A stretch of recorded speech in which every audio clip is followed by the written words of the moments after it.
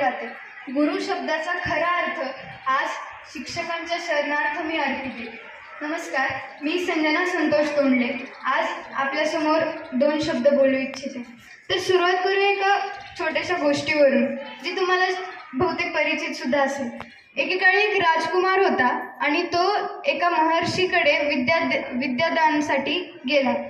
त्याने खूप विद्या घेतली आणि तो धनुर्धर बनला आणि श्रेष्ठ धनुर्धर बनला.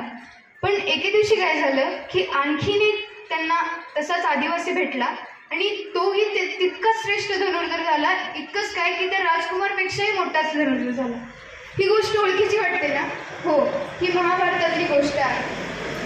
अर्जुन आणि एकलव्य यांचा गुरु द्रोणाचार्य. द्रोणाचार्याच्या एका वाक्यावरून आपला अंगठा दान करणारा एकलव्य, तो श्रेष्ठ धनुर्धर होता हे त्यालाही माहित होतं. पण त्याने का दिला? आजकाल जर असतं तर म्हणले असते नको जाऊ दे, आता घेतलंय बस झाला, आता काय करायचं गरज नाहीये. पण त्याने तसं नाही केलं, कारण शिकवणाराही तोच होता, तो गुरु होता. द्रोणाचार्यांनीच अर्जुनला पण शिकवलं, द्रोणाचार्यांनीच एकलव्याला पण शिकवलं. पण श्रेष्ठ बनला तो एकलव्य आणि त्याने अंगठा दिला कारण त्याला शिकवणारा तसला महान गुरु होता. मग शाळेत शिकवणाऱ्या शिक्षकांशिवाय निसर्गातला प्रत्येक घटक हा आपला गुरु असतो. म्हणून आपण त्या जिजाऊला नाही विसरू शकत, जिने आपल्यासाठी शिवराय घडवून दिला. ती आई आहे म्हणून काही तिला गुरु नाही का मानायचं? तीही आपल्यासाठी एक गुरुच आहे. ती गुरुचे स्वरूप आहे आणि तेच सगळ्यात महान स्वरूप आहे. आज शिक्षक दिना दिवशी आपण आपल्या शिक्षकांना, म्हणजे फक्त चष्मा लावणारे, हातात छडी घेणारे, खडूने लिहिणारे, लाल पेनाने शेरा देणारे हेच फक्त शिक्षक असतात का? तर नाही. हा दिवस तो त्या प्रत्येक व्यक्तीसाठी आहे जिने आपल्या आयुष्यामध्ये काहीतरी बदल घडवून आणलाय. जीवनाच्या मार्गावर चालताना आपल्याला कधी कधी ते रस्त्यात ठेवणारे तसले दगड असतात, त्याच्यावरती किती किलोमीटर राहिले लिहिलेलं असतं. तेच आपले गुरु असतात, जे सांगतात. कधी कधी रस्ता चुकायला लागला की लगेचच दिशा दाखवतात की नाही, इकडे नाही जायचं, तिकडे जायचं. चुका सगळ्यांकडूनच होत असतात, पण त्या चुकांना सुधरवणारा पण कोणीतरी पाहिजे. एकटं लढायला आता हा काय महाभारताचा खेळ नाहीये, हे कलियुग आहे आणि याच्यामध्ये आपल्याला मार्गदर्शन करणारे कोणतरी पाहिजे. मार्गदर्शनाने सगळ्यात महत्त्वाचं कार्य घडतं ते आपल्या जीवनामधलं. असं म्हणतात की education is a weapon which can change the world, पण teacher is a weapon holder who has the ability to change this world. हे खूप महत्त्वाचं आहे. आपण जे काही आता आहोत ते आपल्या शिक्षकांमुळे आहोत, आपल्या मार्गदर्शकांमुळे आहोत. नाव घ्यायचं असेल तर मी आता कुणाकुणाचं तरी घेऊ, मलाही लक्षात नाही राहणार ज्यांनी मला शिकवलं.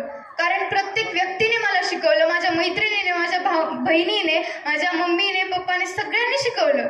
मग मी काय फक्त त्या क्लासरूम मधल्या त्या एका व्यक्तीचं नाव घेऊ का की ज्यांनी मला शिकवलं? नाही. घरून निघताना येणारे, मध्ये असणारे सर्वजण, इतकंच काय की प्राणी, वस्तू, या सर्वच आपल्याला शिकवतात आणि त्यांचा हा दिवस आहे.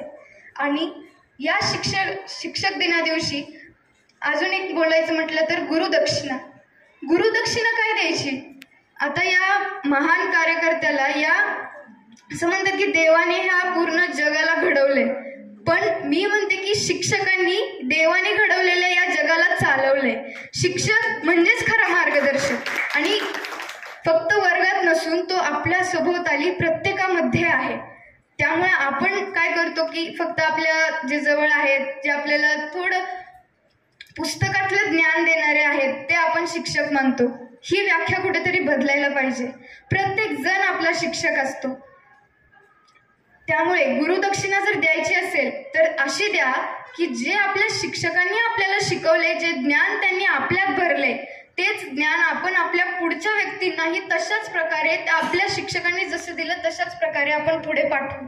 ही त्यांची खरी गुरुदक्षिणा आहे आणि ती मी पूर्ण करणार आहे. मीही एक शिक्षकच होणार आहे, कारण मला माहिती आहे की या जगात असं कोणच नाहीये की ज्याला शिक्षक बदलू नाही असं जगात कोणच नाहीये आणि त्याच्यापेक्षा मोठी पदवी ही कोणतीच नाहीये. शिक्षकच सगळ्यात मोठी पदवी आहे आणि मला त्याच्यावर विश्वास आहे आणि म्हणूनच मी एक शिक्षिका होऊनच या जगाला बदलणार आहे.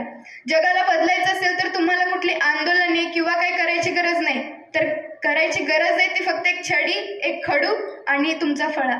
इतक्याचीच गरज आहे, झालं मग हे जग बदलून जाईल, हे आत्ता आपल्याला समजायला हवं. यामुळेच आपण भविष्यातलं प्रत्येक चित्र हे पूर्ण भविष्य बदलू शकतो. शेवटी एवढेच म्हणेन की गुरु तेरे उपकार का कैसे चुकाऊं मैं मोल, लाख कीमती धन दौलत है पर गुरु है मेरा अनमोल, पर गुरु है मेरा अनमोल. धन्यवाद.